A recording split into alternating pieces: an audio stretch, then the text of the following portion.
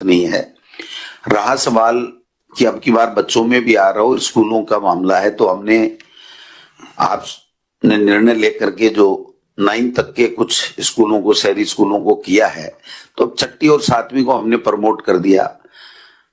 8वीं और 10वीं और 12वीं के बोर्ड के एग्जाम हैं, तो ये बोर्ड के एग्जाम भी आज की तारीख में कराना कोई समझदारी नहीं है सर। तो हम ये मानते हैं, जबकि मैं इस पक्ष का हमेशा रहा हूं कि बोर्ड के एग्जाम हों, आज भी इस पक्ष का हूं, लेकिन वर्तमान परिस्थितियों में हमें इसको स्थगित करना चाहिए, इसमें कोई दो राय नहीं है। और वैसे भी 10वीं और 12वीं के जो एग्जाम्स हैं, 8वीं के हैं, उनकी तैयारी करीब करीब पूरी होगी, 6 मई से हैं।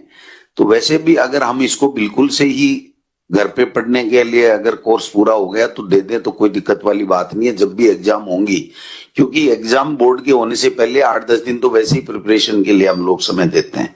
तो अगर कोर्स पूरा हो गया, हम पता लगा लेते हैं, तो फिर 10वीं 12वीं और 8वीं को भी हम लोग फ्री कर सकते हैं, जो घर पे तैयारी करेंगे। और जब परिस्थितियां अनुकूल होंगी और अगर निर्णय लिया जाएगा कि एग्जाम करेंगे, तो फिर एग्जाम हो जाएंगे। तो एक तरीके से बच्चों वाला जो काम है वो रोक सकता है।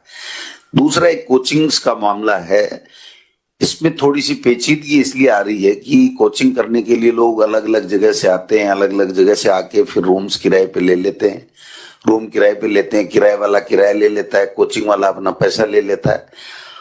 अब उसको कैसे रोकेंगे, ये मेरे भी थोड़ा समझ में कम आ रहा है, क्योंकि अगर उनको वापस भेज देंगे तो उनका किराया भी लग गया, उनकी फीस भी लग गई, और फिर वो दोबारा जब आएंगे तो दोबारा वो की वही बात होगी। और अगर पालना भी हम कठोरता से नहीं कराएंगे तो फिर ये कोविड वहां भी फैल सकता है। तो शादियों के लिए अब सख्ताई करने की आवश्यकता है मेरे विचार में। और स्कूल्स के लिए तो मैंने मोटा मोटी निवेदन कर दिया कि आपके ऊपर निर्णय है कि अब हम इस दिशा में, बंद करने की दिशा में और एग्जाम स्थगित करने की दिशा में हम लोग जा सकते हैं। और चुनाव में अब 2 दिन का मामला, उसके बाद में कोई चुनाव है नहीं, और चुनाव राज्य निर्वाचन आयोग को हमको कहना चाहिए कि भाई अभी नहीं कराए, तो हम कुल मिला के, क्योंकि व्यवस्थाएं हमारी बनी हुई हैं, अधिकारी और प्रशासनिक तंत्र पूरी तरीके से मुस्तैद है। केवल पब्लिक में ये मैसेज चला गया कि साहब चुनाव हो रहे हैं, रैलियां हो रही हैं, ये कोरोना कुछ नहीं है, गांव में नहीं है, तो उसको हमको और ज्यादा बेहतर तरीके से एक जागरूकता अभियान चला करके हमको समझाना पड़ेगा कि ये सेकंड वेव है और ये बहुत ही खतरनाक है। तो मैं समझता हूं इसको हम काबू पाएंगे। और आपकी माननीय मुख्यमंत्री जी जो गंभीरता है, मैं समझता हूं यही हमारे स्टेट को बचाए हुए है।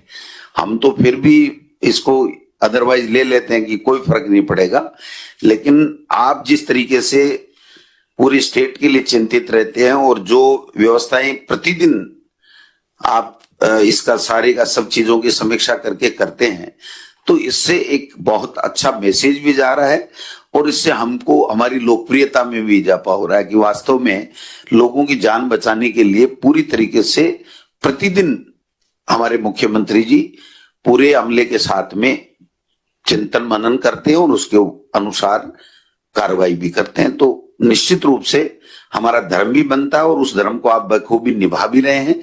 तो इसमें जो भी निर्णय लें, कोई दिक्कत वाली बात नहीं है, क्योंकि डॉक्टर्स की राय जानने के बाद में और जो प्रेजेंट में डाटा देखने के बाद में हम लोगों के पास भी केवल और केवल एक ही उपाय है कि हम लोगों को समझाएं और अपने आप को भी डालें, लोगों को भी समझाएं।